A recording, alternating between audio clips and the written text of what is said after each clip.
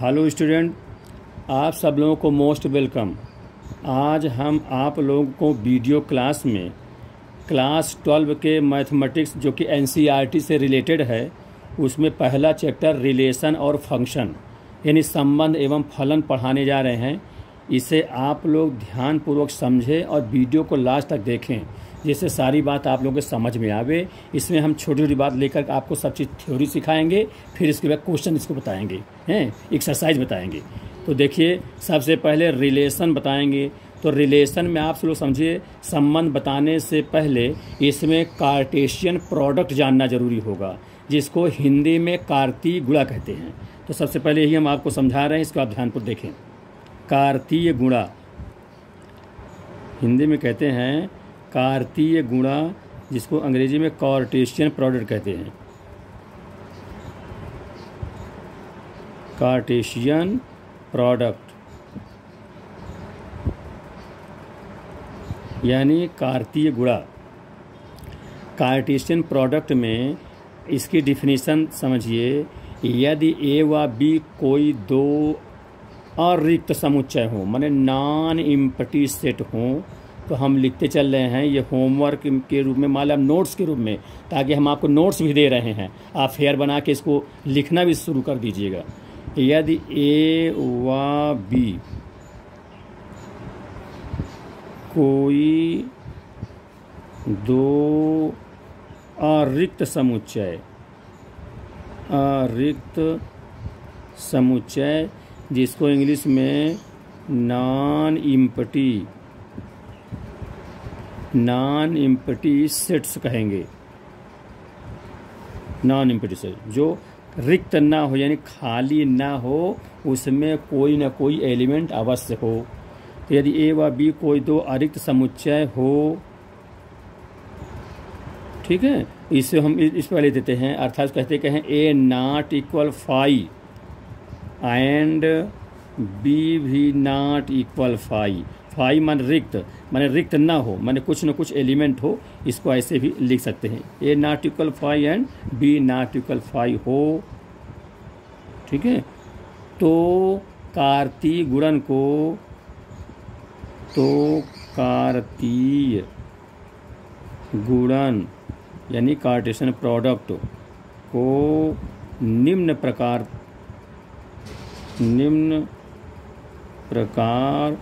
परिभाषित करते हैं।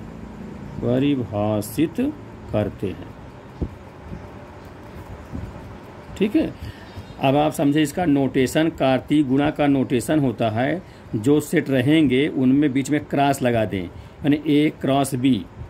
ठीक है, ए क्रॉस, यही कार्तीय गुणा की पहचान है, इसका नोटेशन है। ये कार्तीय गुणा ए क्रॉस बी या बी क्रॉस ए, जो भी हो ऑर्डर में रहेगा। तो ध्यान दें, ये लिखा कैसे जाता है, सेट के रूप में।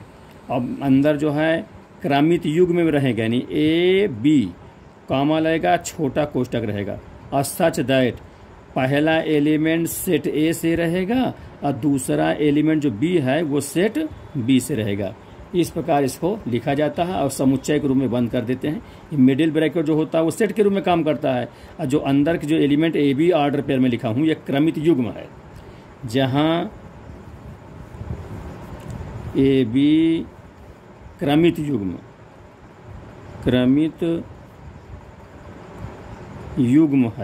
क्रमित युग्म अंग्रेजी में ऑर्डर पेयर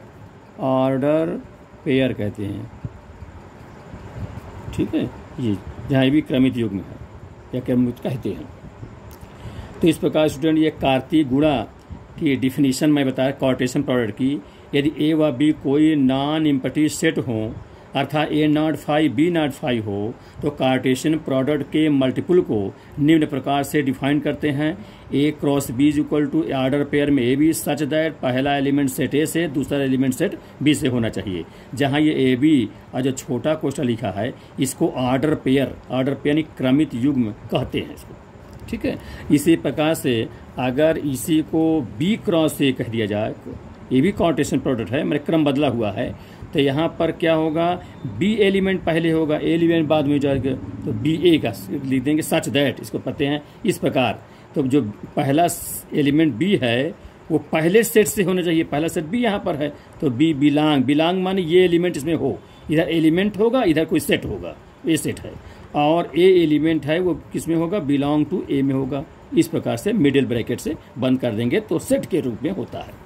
ठीक है, इस प्रकार से ये बी क्रॉस ए हो गया, ए क्रॉस बी और ये बी क्रॉस ए, ये दोनों कार्टेशियन प्रोडक्ट हैं दोनों। ध्यान दीजिए कार्टेशियन प्रोडक्ट क्या होता है। अब स्टूडेंट ये कार्टेशियन प्रोडक्ट को एक हम एग्जाम्पल के द्वारा आपको समझाते हैं, निकालते हैं, उसको कैसे निकाला जाता है। तो हम जैसे ले रहे हैं, जैसे मान लिया जाए एग्जाम्पल लेता हूँ, जैसे ए कोई सेट है, उस सेट में 1 2 3 3 डिजिट्स का कोई सेट हो गया, और बी कोई दूसरा सेट है उसमें 4 5 का 2 एलिमेंट का सेट हो गया। अब आपसे कहा जाए कि इसका कार्टेशियन प्रोडक्ट क्या होगा, यानी ए क्रॉस बी क्या होगा। तो स्टूडेंट इसको समझिए, कार्टेशियन प्रोडक्ट कैसे लिखा जाता है। जैसे आप जानते हो आर्डर पेयर के रूप में लिखा जाता है, बताया हूँ मैं, ए बी छोटा कोष्टक बीच में कामा रहता है, पहला एलिमेंट पहले सेट से, दूसरा एलिमेंट दूसरे सेट से होता है। तो यहाँ पर देखो ए क्रॉस बी लिखूंगा तो पहला जो एलिमेंट लिखने जा रहा हूँ पहले सेट से होना चाहिए, और दूसरा जो लिखूंगा आर्डर पेयर में वो दूसरे सेट से होना चाहिए। तो यानी पहले में 1 है तो 1 लिख दूंगा, फिर उसी का कॉम्बिनेशन सेकंड सेट्स के 4 एलिमेंट से करेंगे तो 1 4 का ये एक आर्डर पेयर बन गया। ठीक है, इसी प्रकार उसी एलिमेंट पहले वाले सेट का पहला एलिमेंट को दूसरे सेट के दूसरे एलिमेंट्स कर दिया जाए, ये पहला हो चुका दूसरा हो जाए तो 1 को 5 से कर देंगे। ठीक है, इस प्रकार से पहले का दोनों में कर दिया।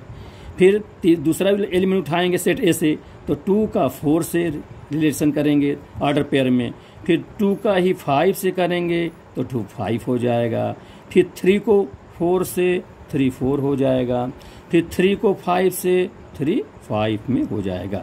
अब ये आर्डर पेयर हो गए। अभी चूंकि ये तो सेट होता है तो इसके लिए मिडिल ब्रैकेट में बंद करेंगे, सेट को हमेशा मिडिल ब्रैकेट में रख दिया जाता है।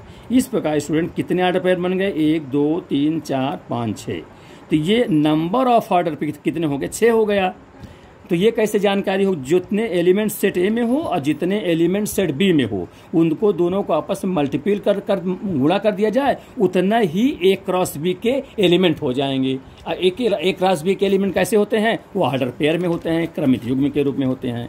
तो इसको भी नोटेशन समझ लीजिए, जैसे लीजिए number of A cross B हो और चाहे number of B cross A हो, इसका मतलब यह हो ए क्रॉस बी माने कार्टेशियन प्रोडक्ट की संख्या कितनी होगी, यहाँ B cross A Cartesian product संख्या कितनी, एन माने नंबर, वो कितना हुआ 6 हुआ। आई कैसे निकलेगा, ध्यान दीजिएगा, इसको ऐसे कह दिया जाए पहले, ए सेट में जितने एलिमेंट हो, ए सेट में है 3 एलिमेंट, अब बी सेट में 2 एलिमेंट, तो 3 दूनी 6 हो जाएंगे, ये आंसर हो जाएगा।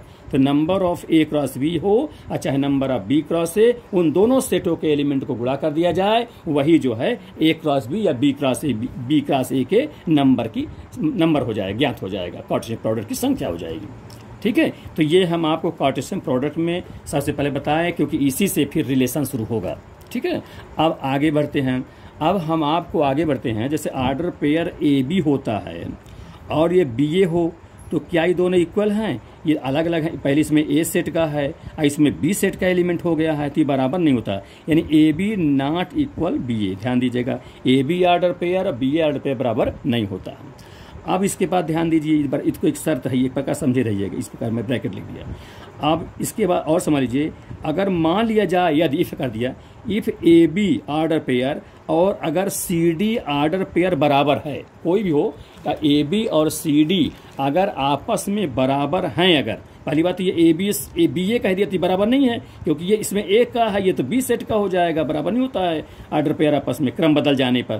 तो लेकिन अगर मान लिया किसी प्रकार कोई शर्त लिख दिया गया, शर्त के अनुसार दोनों आर्डर पेयर बराबर हैं, तो एक ही कंडीशन बराबर हो सकती है जब दोनों आर्डर पेयर के पहले एलिमेंट इक्वल हों और दूसरे एलिमेंट इक्वल हों। इसका मतलब तभी बराबर हो सकता है जब ए बराबर सी हो तथा बी बराबर डी हो, है ना, पहला पहले से और दूसरा दूसरे से, आर्डर पेयर का पहला एलिमेंट बराबर हो और आर्डर पेयर का दूसरा एलिमेंट बराबर हो, तब जाके वो दोनों आर्डर पेयर आपस में इक्वल होते हैं। ये स्टूडेंट जाने रहोगे, इससे सवाल आता है, एक पूछा जाता है, 2 दिए रहेंगे, उसमें एक्स वाई की वैल्यू बताइए, है, 1 नंबर 2 नंबर के बोर्ड एग्जाम में आया करता है।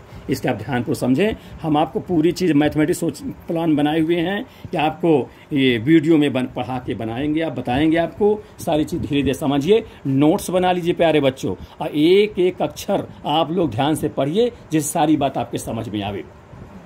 ठीक, अब हम इसके बाद अब आपको बताने जा रहे हैं रिलेशन। रिलेशन यानी क्या चीज़? संबंध। संबंध, ठीक है, हिंदी में संबंध कहते हैं इसको। संबंध। अब देखिए प्यारे बच्चों, संबंध, फिर इसके आगे आपको फलन पढ़ाएंगे जिसको फंक्शन कहेंगे। ठीक है, हाँ।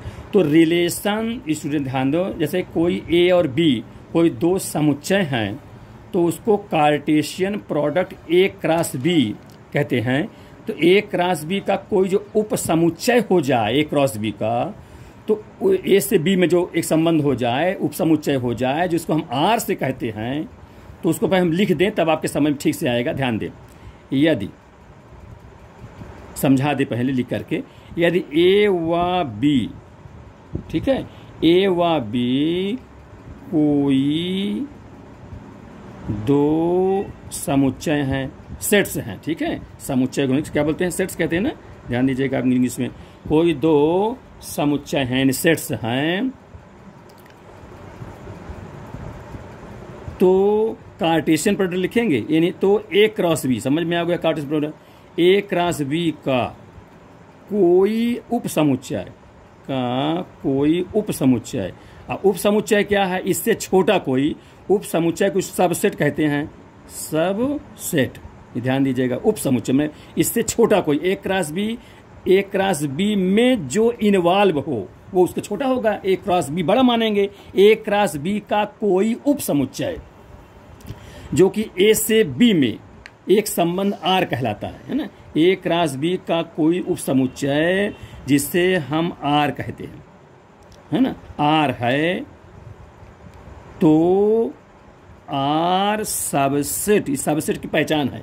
आर उप समुच्चय है किसका? ए क्रॉस बी।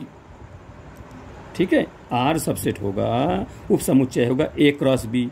और कैसे होगा रिलेशन? ए से बी में होगा। ए व बी कोई 2 समुच्चय सेट्स हैं, तो ए क्रॉस बी का कोई उप समुच्चय आर है, तो आर क्या होगा? अब कोई उप समुच्चय किस में होगा? ए से बी में होगा। कोई उप समुच्चय ए से बी में, जिसको डोमेन और रेंज के विषय में भी जानेंगे अभी बाद में। तो ए क्रॉस बी कोई उप समुच्चय आर, ठीक है, समझ रही? उप समुच्चय और उप समुच्चय आर क्या? एक रिलेशन है। वो रिलेशन कहाँ होना चाहिए? ए क्रॉस बी में होना चाहिए। अब ए क्रॉस बी का मतलब समझते ही हो, ए क्रॉस बी मतलब कैसे लिखा जाता है? ए कामा बी लिखते हैं ऑर्डर पेयर में, सच दैट, ध्यान दीजिएगा, सच दैट फर्स्ट एलिमेंट कहाँ हो? फर्स्ट एलिमेंट ए में हो और सेकंड एलिमेंट कहाँ हो? बी में हो, है ना। कोष्टक बंद कर दिया, इस प्रकार लिखा जाता है। तो यही रिलेशन आर है, यही संबंध कहलाता है, जो कि order pair A cross B का उप समुच्चय होगा। ठीक है, ये उप समुच्चय की निशानी है, पहचान है। तो संबंध की परिभाषा बता दिए। यदि ए व बी कोई 2 समुच्चय हैं, तो ए क्रॉस बी का कोई उप समुच्चय जिसे हम आर से कहते हैं, तो वही आर ही ए क्रॉस बी का उप समुच्चय कहलाता है, जिसे ऑर्डर पेयर के रूप में इस प्रकार लिखा जाता है, ए में हो और बी बी में हो। तो ए क्रॉस बी का उप समुच्चय किस प्रकार होगा? ऑर्डर पेयर के रूप में होगा। तो इसका मतलब आर क्या होगा? वो ऑर्डर पेयर होगा, पहला पहले से, दूसरा दूसरे से होगा। ठीक है, तो ये रिलेशन है, ध्यान दीजिएगा। तो ये रिलेशन के बाद अब आप समझेंगे, इसको हम ब्रैकेट, ठीक है, इसको ब्रैकेट क्या करना, ठीक है। अब इसके बाद देखिए, जैसे इसमें हम पहला एलिमेंट सेट से होगा, दूसरा एलिमेंट सेट बी कैसे होगा, इसको स्टूडेंट ऐसे भी लिख देते हैं। जैसे कह रही है ए बी ऑर्डर पेयर में लिखा है, अगर ये बिलोंग है रिलेशन आर में, रिलेशन, ये आर मतलब रिलेशन, ध्यान दीजिएगा, रिलेशन से मतलब है, ध्यान दीजिए, ये जो आर है रिलेशन ही है, ध्यान दीजिए, रिलेशन आर है। इसका मतलब ये हुआ कि ए रिलेटेड है बी से। अब रिलेशन किस प्रकार का हो सकता है? अब रिलेशन एक दोनों में इक्वल का संबंध हो सकता है, या एक दूसरे का स्क्वायर का संबंध हो सकता है, या एक दूसरे के क्यूब का संबंध हो सकता है, या वर्गमूल का संबंध हो सकता है ना, स्क्वायर रूट या क्यूब रूट, इस प्रकार से, या ग्रेटर लेस का हो सकता है, ए बड़ा है बी से या ए छोटा है बी से। स्टूडेंट इस प्रकार से बहुत सारी चीज रिलेशन हो सकता है। पिता पुत्र का संबंध होता है, माता पिता का संबंध होता है, भाई बहन का संबंध हो सकता है। इस प्रकार मतलब पूरा विश्व एक दूसरे से रिलेटेड है। ठीक है। ये रिलेशन तो हो गया, कुछ भी हो सकता है रिलेशन, तो इस प्रकार से रिलेशन बता रहा हूं। फिर इसके बाद स्टूडेंट आप लोगों को मैं फंक्शन बताऊंगा, तो फंक्शन और रिलेशन में अंतर है ना। फंक्शन एक विशेष प्रकार का रिलेशन होता है, वो आपको सिखाऊंगा, पहले आप रिलेशन ठीक से समझ लीजिए। तो A B belong to R हो जाएगा, ठीक है। इसका मतलब ये हुआ, इसको पढ़ते हैं ए रिलेटेड टू बी, माने ए रिलेटेड है, संबंधित है बी से। अब किस प्रकार संबंधित है मैं बता चुका, छोटा बड़ा, स्क्वायर का, क्यूब का, पिता पुत्र, कुछ हो सकता है। तो ये जो आर मतलब ये संबंध हमने लिख दिया, आर लिखा है, इस संबंध में सारी चीज छिपी हुई है, चाहे छोटा बड़ा, पिता पुत्र, बराबर का, स्क्वायर का, क्यूब का, कुछ भी कहा जा सकता है। तो इसको कैसे लिखते हैं, ए रिलेटेड टू बी भी लिखते हैं, लिखते हैं, समझते हैं भी लिख देते हैं, लिखते हैं, ठीक। ऐसा लिखा रहे तो समझिए ए रिलेटेड टू बी है, ये A B order pair belong to R में, ऐसा लिख देते हैं। फिर स्टूडेंट अगर इसी को ध्यान दीजिए, अगर ऐसा लिखा जाए A B order pair does not belong to R, माने रिलेशन आर में ए बी नहीं है, इसका स्टूडेंट क्या मतलब हुआ, A does not related to B, माने आर लिख काट देते हैं, माने ए का बी से रिलेशन नहीं है, इसका मतलब संबंध नहीं है, लिख देता हूं हिंदी में, रिलेशन नहीं है, इसका मतलब रिलेशन नहीं है, ठीक।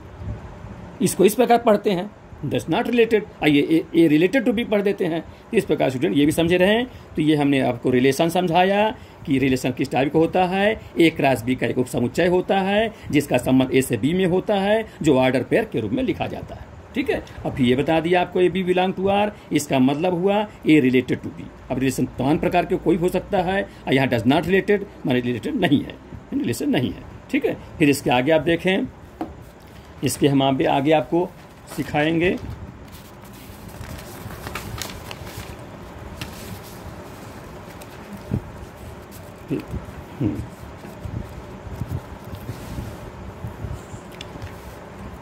तो अब तो आपको समझ में आ गया रिलेशन। इसी रिलेशन को मैं ऐसे भी लिख देता हूं, रिलेशन आर, ये रिलेशन है, ध्यान दीजिएगा। अब यार रियल नंबर नहीं पढ़िए, रिलेशन भी पढ़ रहा है, तो रिलेशन समझिएगा। फिर जब रियल नंबर पढ़ूँ तो इसको आर को रियल नंबर भी कहते हैं, तो वो तो अलग बात हो गई। तो रिलेशन आर, आप ध्यान दीजिए, आर्डर पेयर में लिखा जाता है, जानते ही हो, तो ये आर्डर पेयर से लिख देता हूँ इस प्रकार, सच दैट, ठीक है। क्या कहेंगे, such that A belong to A में and B belong to B में, ध्यान दीजिएगा, ए बिलोंग टू ए में और बी बिलोंग टू बी में। और ये जो ऑर्डर पेयर है ये किस में होना चाहिए, ए क्रॉस बी में, जानते ही हैं। ये जो ऑर्डर पेयर है ए बी, ये तो निश्चित रूप से बिलोंग हो किस में, ए क्रॉस बी में। तो ऑर्डर पेयर में होता ही ऑर्डर पेयर में, क्योंकि ए क्रॉस बी में इसी प्रकार का ऑर्डर पेयर का सेट ही होता है। तो ऐसे ही लिखने का स्टाइल है, इसको इस प्रकार लिखा जाता है, ठीक है। अब ये रिलेशन आर हो गया, तो इसको स्टेप बंद कर दिया, ठीक। और ये जानते हो कि जो रिलेशन है वो ए क्रॉस बी का सबसेट होता है, ठीक है। इस प्रकार से समझ में आ गया। अब इसी प्रकार सिमिलरली और समझिए, सिमिलरली इसी प्रकार कहते हैं इसे, किसी अरिक्त समुच्चय, आगे और लिख रहा हूं, किसी अरिक्त समुच्चय, और एक नॉन इम्पटी जो खाली ना हो, नॉन इम्पटी कहेंगे, अरिक्त समुच्चय ए पर कोई संबंध, कोई रिलेशन आर, रिलेशन नाम क्या दिया, आर, ये आर है ए क्रॉस ए। अब समझिए यहाँ दो सेट ना लेकर एक ही सेट लिया जाए, समुच्चय ए ही लिया हमने, तो इस पर रिलेशन जो बताऊंगा वो कैसे लिखूंगा। अब बी तो है नहीं है, तो उसी को ए क्रॉस ए ही लिख दूंगा। जो ये क्या बोलते हैं, कार्टेशियन प्रोडक्ट बना, वो ए क्रॉस ए ही बना, सेम सेट का बना। तो आर जो रिलेशन है ए क्रॉस ए का भी उप समुच्चय होगा। तो रिलेशन आर जो है ए क्रॉस ए का क्या होगा, सब सेट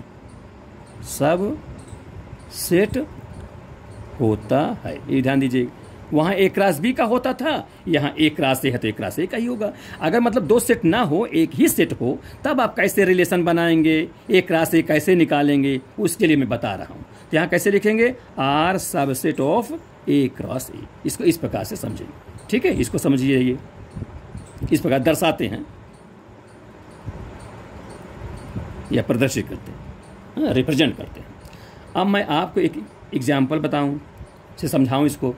जैसे एक कोई सेट है, वह 1 है, 2 है, 3 है और 4 है, कोई भी एलिमेंट ले सकते हैं, ठीक है। तो स्टूडेंट रिलेशन हमको बताना है, संबंध बताना है आर।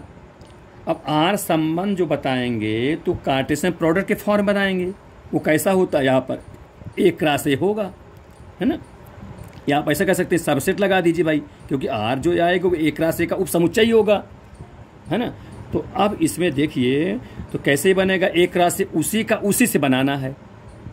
तो उसी का जब उसी से बनाना है तो आप समझिए कितने बन सकते हैं। अब बना देंगे 4 है तो 4 चौको 16 बनेंगे। अब 16 अब कैसे बना, जैसे A क्रॉस A है, इसका मतलब A ये लिखें फिर A ही लिख दीजिए, 2 बार A लिख डालिए ना, तब तो बना लिखने में आपको सुविधा रहेगी। 1 2 3 4 ऐसा लिख डालिए, ठीक है। अब आपसे कहा जाए कि A क्रॉस A बनाइए, तो कैसे करेंगे, पहला एलिमेंट इससे, दूसरा इससे। कहने का मतलब चूंकि जब सेट ही वही है तो वही एलिमेंट आते जाएंगे। तो समझिए लिखे कैसे लिखेंगे इसको हम। 1 1 किया, फिर 1 का 2 से करेंगे, फिर 1 का 3 से करेंगे, 1 का 4 से, ठीक है। फिर ये 1 का समय हो चुका, अब सेकंड उठाएंगे, 2 का 1 से, 2 का 2 से, फिर 2 का 3 से, फिर 2 का 3 हो गया। अब 2 का जब 3 हो गया फिर 2 का 4 से, ये ऑर्डर पेयर में होता चला गया। फिर 3 को उठाइए, 3 नंबर 3, ये तो तीसरा एलिमेंट, तो 3 1 और फिर 3 2, फिर 3 3 ऑर्डर पेयर में, फिर 3 4 कहेंगे, फिर 4 को लीजिए, फिर 4 1, फिर 4 2, फिर 4 3 और फिर 4 4। इस प्रकार से ऑर्डर पेयर के रूप में लिख देंगे। और ये आपका क्या होगा, समुच्चय के रूप में लिखेंगे तो मिडिल ब्रैकेट बना के लिख देंगे। यही स्टूडेंट A क्रॉस B हुआ, हाँ, जो कि रिलेशन आर भी हो जाएगा, ये कह देंगे यहाँ पर हम, ठीक है, इस प्रकार से। अब यहाँ पर देखिए यही A क्रॉस A होगा, यही टोटल आर भी हो गया, पूरे में A से A क्रॉस B, तो उसी की इक्वल हो जाएगा। अब कोई शर्त नहीं कहा गया कि छोटा बड़ा कुछ बताना नहीं, आर उसका उपसमुच्चय हो जाता अगर छोटा होता तो।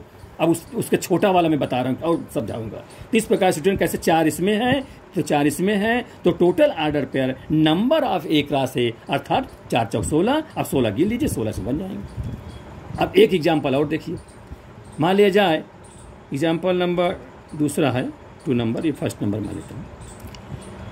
जैसे A कोई सेट दे दिया जाए, A कोई सेट है, मान लीजिए यही सेट A 1 2 3 4 लिख दिया जाए, और एक रिलेशन कह दिया जाए किसी शर्त के तहत, कंडीशनल के तहत, ऑर्डर पेयर ए बी के रूप में है, जहां पर ये belong to A cross A होगा क्योंकि एक ही सेट ही है।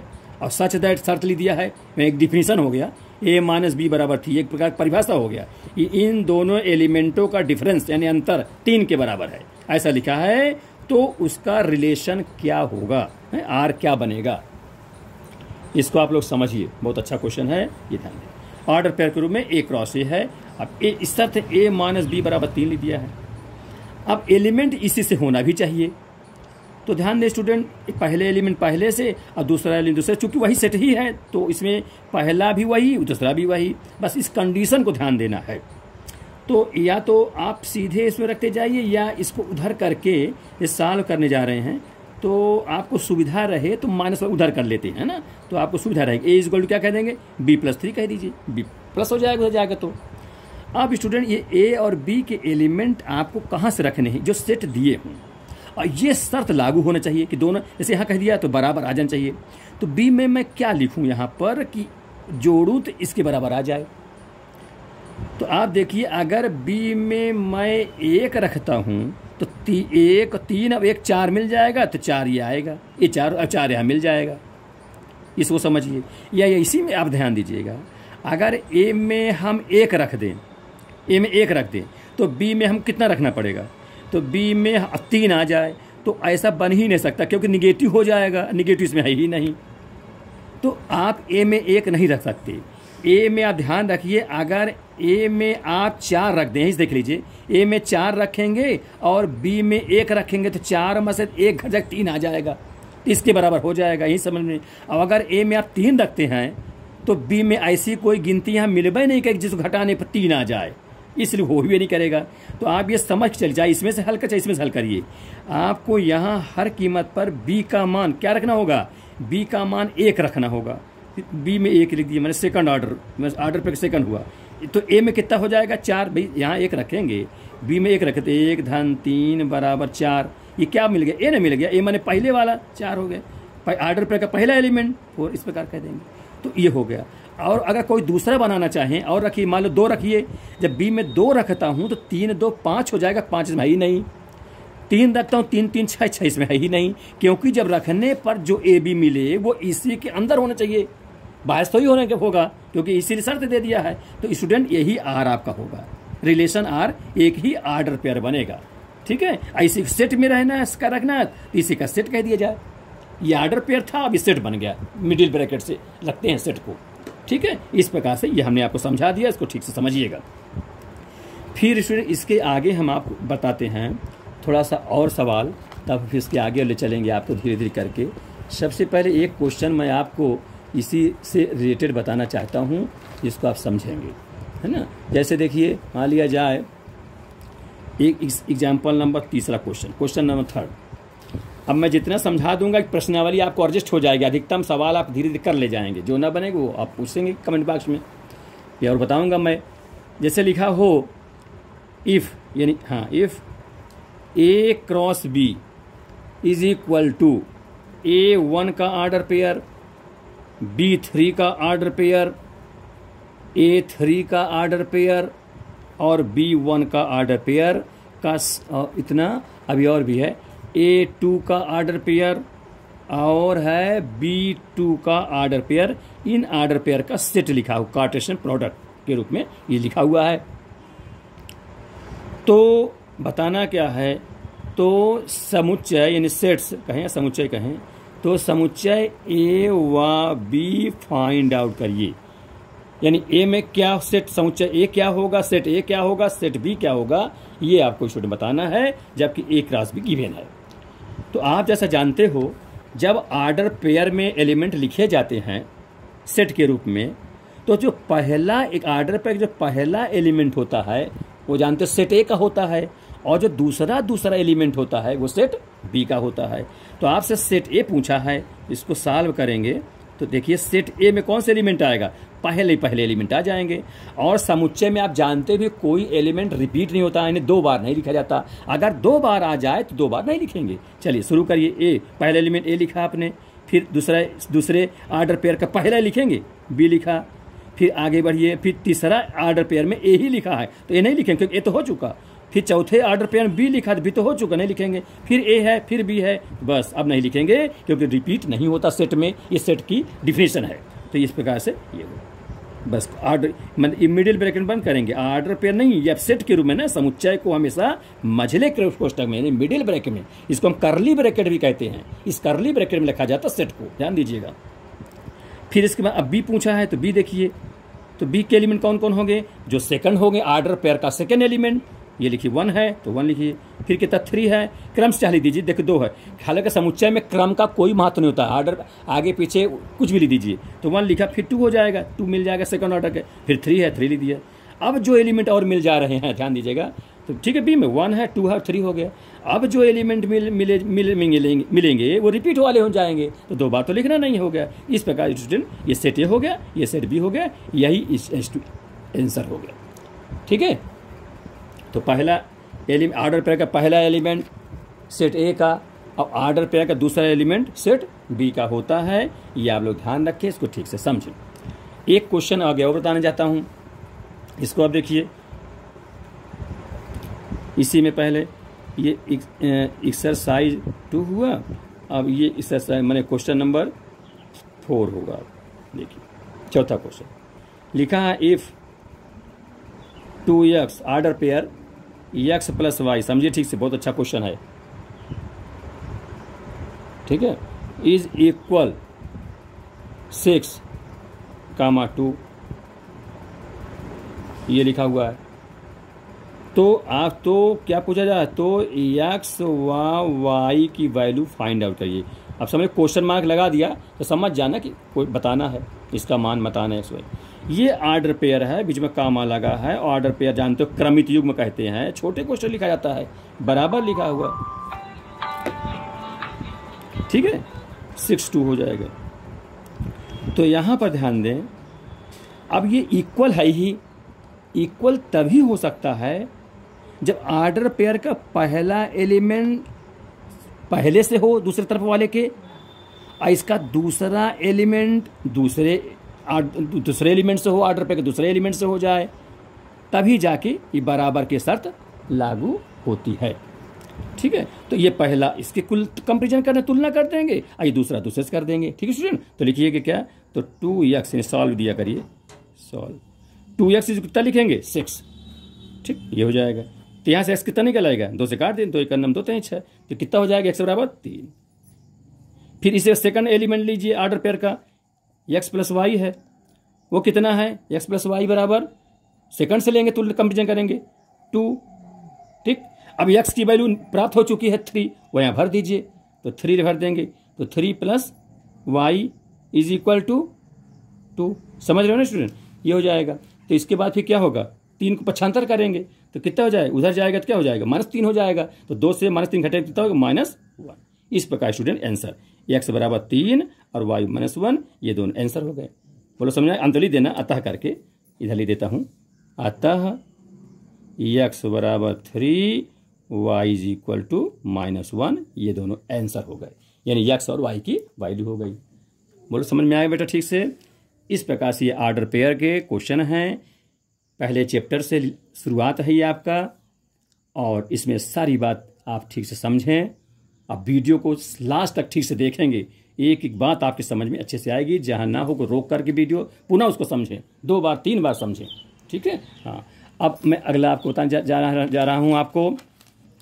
इसके बाद हम आपको बताएंगे संबंध क्या, संबंध में प्रांत क्या होता है। प्रांत है, परिसर है और सहप्रांत, 3 बातें बहुत ही महत्वपूर्ण हैं, वो हम आपको बताएंगे। प्रांत, परिसर, प्रांत, परिसर और सहप्रांत।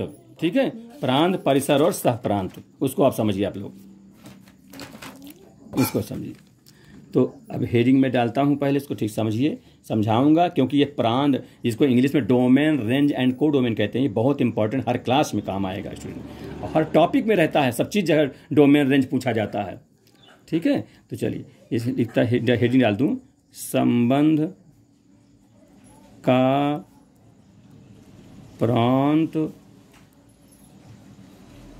परिसर व सह प्रांत, ये क्या है। इंग्लिश में देखिए, प्रांत क्या है, डोमेन, डोमेन, और परिसर को कहते हैं रेंज, रेंज, और सह प्रांत का को डोमेन, को डोमेन, सह प्रांत ऑफ ए रिलेशन, रिलेशन, ये इसकी हेडिंग है, डोमेन, रेंज एंड को डोमेन ऑफ ए रिलेशन, है ना। ठीक है, संबंध का प्रांत क्या है, परिसर क्या है, सह प्रांत क्या है, ये बात आप ठीक समझ लेंगे तो बहुत काम की चीज़ है, इसको परीक्षा बोर्ड एग्जाम में बहुत इंपॉर्टेंट रूप से आता है, ये ध्यान दें। तो सबसे पहले हम आपको डोमेन बताना चाहेंगे। ठीक है, डोमेन, जिसको हम प्रांत कहते हैं, डी भी लिख देते शॉर्ट में, डी लिए पूरा लिख देता हूँ, डोमेन। ये था। अब ये प्रांत क्या है, इसको आप समझेंगे। प्रांत, तो स्टूडेंट ध्यान दो, प्रांत बताने के लिए सबसे पहले हम आपको रिलेशन बताएं, जिस पर ऑर्डर पेयर में रिलेशन होता है। जैसा आप जानते हो कि रिलेशन आर क्या होता है, रिलेशन आर ऑर्डर पेयर में होता है ए बी। ठीक है, अब समझा रहा हूँ, समझो पहले। सच दैट ए किसका होता है, सेट ए से, मान लिया जाए ए और बी कोई 2 सेट हैं, ए व बी लिख दोगे, ए व बी कोई 2 सेट्स हैं। ठीक है, और ये रिलेशन हो गए, एक ऑर्डर पेयर में ए में है और बी किससे है, बी में है, इस प्रकार से। ठीक, तो इस प्रकार से जब R A B order pair में लिखा हुआ है, तो इस ऑर्डर पेयर के सभी जो प्रथम एलिमेंट हैं, पहला वाला एलिमेंट है, वो जो है संबंध आर का प्रांत कहलाता है। ये जो पहले एलिमेंट का समुच्चय बन जाएगा वो रिलेशन, जो रिलेशन होगा ना, ये रिलेशन है, इस रिलेशन का क्या कहलाएगा, वो डोमेन कहलाता है। तो मैं इसको लिखे भी दे रहा हूँ तो आपको फेयर कॉपी में, नोट्स बुक में आप ठीक से इसको बना सकें, है ना। को ये लिख देता हूँ, तो क्रमित युग्म यानी ऑर्डर पेयर। अब इंग्लिश हिंदी ध्यान दीजिएगा, मैं कभी हिंदी ज़्यादा लिख देता हूँ, इंग्लिश लिख देता हूँ, तो समझे रहिए आप लोग, क्योंकि हिंदी मीडियम इंग्लिश मीडियम दोनों प्रकार के स्टूडेंट पढ़ रहे होंगे, उसको ध्यान से समझेंगे। तो क्रमित युग्म में ए बी के सभी प्रथम फर्स्ट एलिमेंट, सभी प्रथम एलिमेंट यानी अवयव का समुच्चय, ठीक है। संबंध आर का रिलेशन आर का क्या कहलाता है, प्रांत यानी डोमेन, डोमेन कहलाता है। पूरी बातें मैं लिख दे रहा हूं, ठीक है स्टूडेंट। तो इस प्रकार से ध्यान रखें कि प्रांत, इसको डोमेन हमने कहा, ऑर्डर पेयर में लिखा है, तो जो पहला ऑर्डर पेयर का पहला जो एलिमेंट है उसका जो समुच्चय हो, सेट मिले, वही प्रथम अवयव के, प्रथम एलिमेंट के जो समुच्चय होगा। क्योंकि कई ऑर्डर पेयर होंगे तो ऑर्डर पेयर जितने पहले पहले होते जाएंगे उसका मैं सेट बना दूंगा, वही सेट ही प्रांत कहलाएगा। यानी अगर ए और बी दो सेट हैं तो वेन डायग्राम से भी इसको समझाऊंगा, तो एक तरफ के जो एलिमेंट होंगे, ए सेट के जो एलिमेंट होंगे वो उसके डोमेन कहलाते हैं, प्रांत कहलाते हैं। और जो ए से रिलेटेड बी के जो एलिमेंट होते हैं वो बी के रिलेटेड जो एलिमेंट होते हैं, जो ए से रिलेटेड हों, जो ए से रिलेटेड हों वो बी के एलिमेंट परिसर कहलाते हैं स्टूडेंट, यानी रेंज कहलाते हैं, उसको भी बताऊंगा अभी। तो क्रमित ए बी के सभी प्रथम अवयव का समुच्चय है ना, आर का रिलेशन, ये क्या है, रिलेशन का क्या कहलाता है, डोमेन कहलाता है, ठीक है। इस प्रकार से ये हमने आपको डोमेन बताया।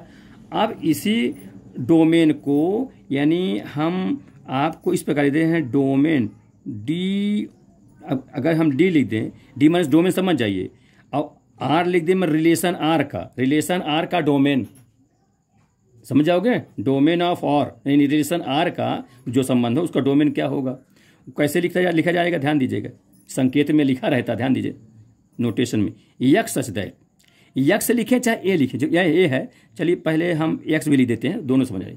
यक्स सच दैट, यक्स कहाँ होना चाहिए, बिलोंग टू ए सेट में, क्योंकि दो ए और बी दो सेट है, ठीक है। तो यहाँ ऑर्डर पर कैसे होगा, एक्स वाई का होगा, बिलोंग टू रिलेशन आर में होगा, इस प्रकार होगा। तो एक्स जो होगा वो जो है रिलेशन आर का डोमेन कहलाएगा। या इसी में अगर इस प्रकार लिखा हो, A such that A belong to A लिख दिया जाए, तो ऑर्डर पे फिर ए बी लिख देंगे, हम बिलोंग टू आर लिख देंगे, ठीक है, इस प्रकार। तो यहाँ पर ए क्या होगा, ये हमारा डोमेन हो जाएगा, ठीक है। तो ये पहले इस पर सच है, इसकी परिभाषा हो गई। जैसे डोमेन ऑफ आर यानी रिलेशन का डोमेन बताना है तो वो क्या होगा, एक्स होगा या ये ए होगा, जबकि एक्स कैसा होगा, ऑर्डर पर एक्स वाई के रूप में होगा, या ए कैसा होगा, ऑर्डर पर ए बी के रूप में होगा। तो पहला वाला जो होगा वही डोमेन हो गया, दोनों सेम चीजें हैं। यहाँ एक्स वाई ऑर्डर पे तो एक्स लिखूंगा, ए बी ऑर्डर पे में ए लिखूंगा, यानी कहने के मैं ऑर्डर का जो पहला एलिमेंट होगा स्टूडेंट वही डोमेन होता है, ठीक है, प्रांत होता है। अब इसके बाद प्रांत हो गया परिसर, ध्यान दीजिएगा, परिसर जिसको हम लोग रेंज कह देंगे, ठीक है, रेंज परिसर। अब ये क्या है, इसको समझ लीजिए, इसकी भी डिफिनेशन बस समझ लीजिए, मतलब इसको बता देता हूं कि रिलेशन लिख देता हूं कि रिलेशन, जिससे तुम्हें याद रहे, ज़्यादा समझ में आ जाए। ये चैप्टर बहुत इंपॉर्टेंट है, ध्यान से नहीं पढ़ोगे तो बहुत कठिन भी लगता है स्टूडेंट के लिए, इसलिए इसको ध्यान से समझिए, नोट्स बना के तो बहुत चीज़ सरल हो जाएगी सारी चीज़ें। रिलेशन आर लिख देता हूं कि सभी क्रमित युग्म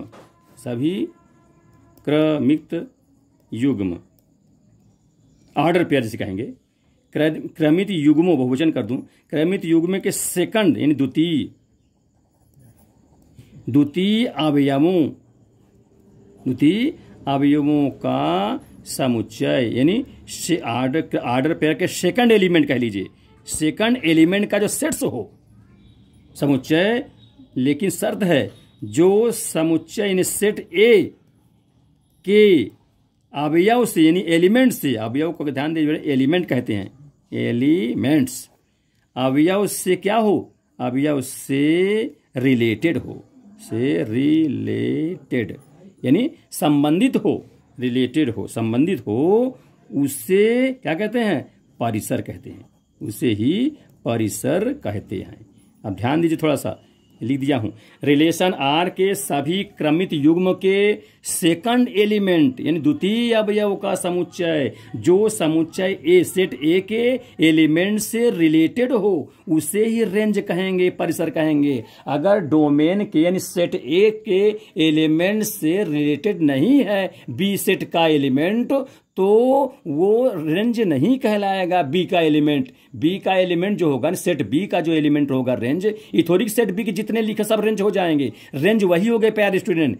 मैं इसको वेन डायग्राम से तरह तरह उदाहरण देकर समझाऊंगा अभी आज के वीडियो में या नेक्स्ट वीडियो में, ठीक है। तो रेंज जो वही होगा जो सेट ए के एलिमेंट से रिलेटेड हो, और जो रिलेटेड नहीं होगा वो रेंज यानी परिसर कदापि नहीं होगा। ध्यान दीजिएगा, ठीक है। द्वितीय अवयव को परिसर कहेंगे, ये ध्यान दें। फिर इसके आगे देखिए, इसके आगे एक बात और बता दूं आप लोगों को, पहले थोड़ा परिसर को और डिफाइन कर दूं।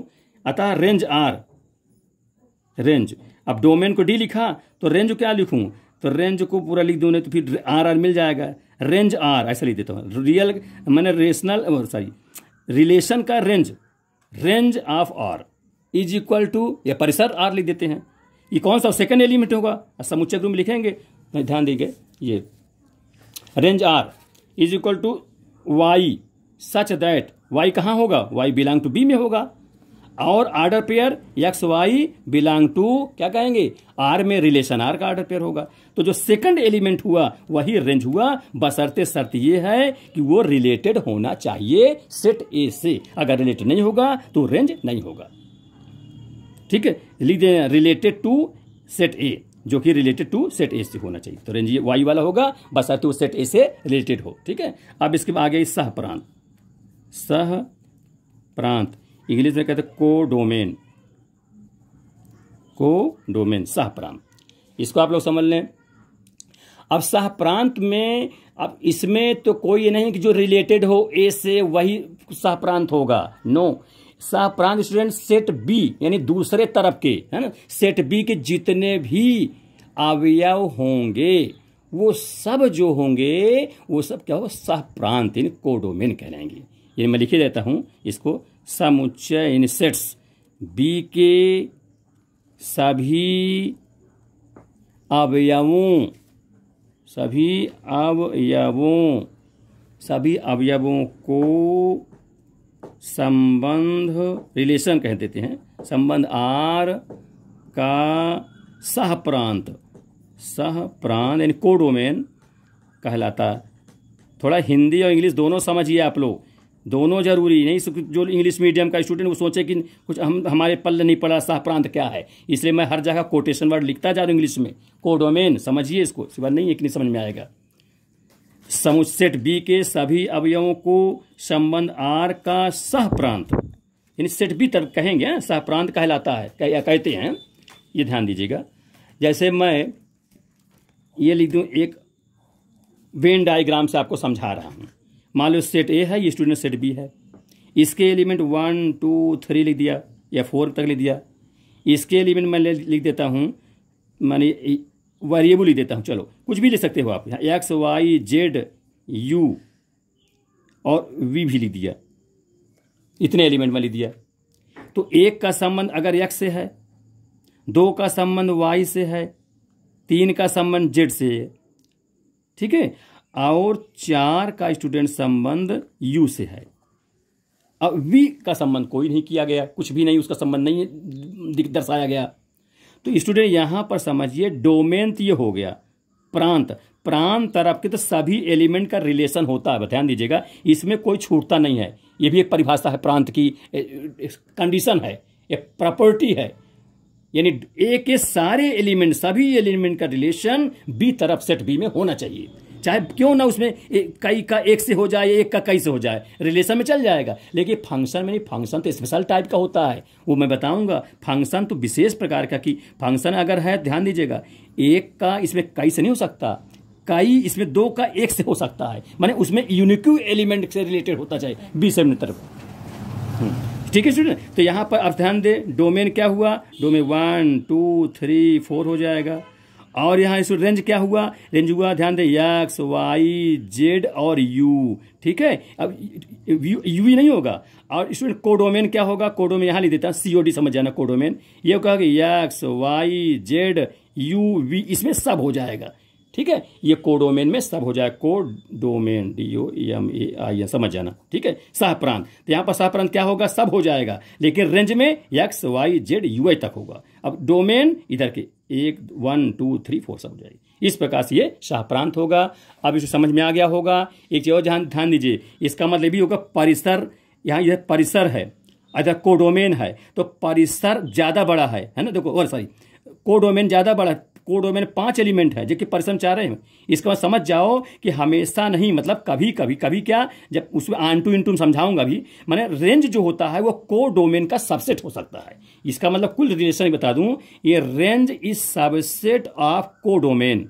कोडोमेन, ये भी शर्त याद रखिए, रेंज जो है सबसेट ऑफ कोडोमेन, यानी बहुत में रेंज कोडो में इक्वल भी हो सकता है, अब कुछ में भी हो सकता है। वो आंटू इंटू फंक्शन जब पढ़ाऊंगा तब और समझाऊंगा। इसको समझे रहिएगा कि रेंज जो है कोडोमेन का सबसेट हो सकता है और इक्वल भी हो सकता है, रेंज यानी परिसर।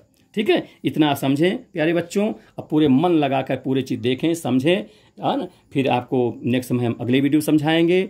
मेरा आपको यही कहना है कि वीडियो को आप लास्ट तक देखें, अपने इष्ट मित्रों को सहभागिता बनाएं, आदि से फ़ायदा लें। विद्यालय लॉकडाउन के से बंद है, लॉकडाउन तो भले खुल गया हो, लेकिन स्टूडेंट बच्चों के लिए स्कूल नहीं खुला हुआ है, ताकि आप लोग नुकसान ना हो। बोर्ड एग्जाम में आप लोग हो, इस बार बोर्ड एग्जाम बैठोगे, इसलिए आपको नुकसान ना हो, इसलिए हर चीज़ ध्यान समझें। मैं सारी चीज़ें आपको धीरे धीरे सब समझाऊंगा। ठीक है प्यारे बच्चों, जरूर करें। और आप लोग वीडियो पसंद आवे, अच्छा लगे आपको, तो आप लोग प्यारे बच्चों लाइक सब्सक्राइब करिए और अपने इष्ट मित्रों को भी लाइक सब्सक्राइब करने के लिए कराइए, जिससे कि नए वीडियो पर आपको नोटिफिकेशन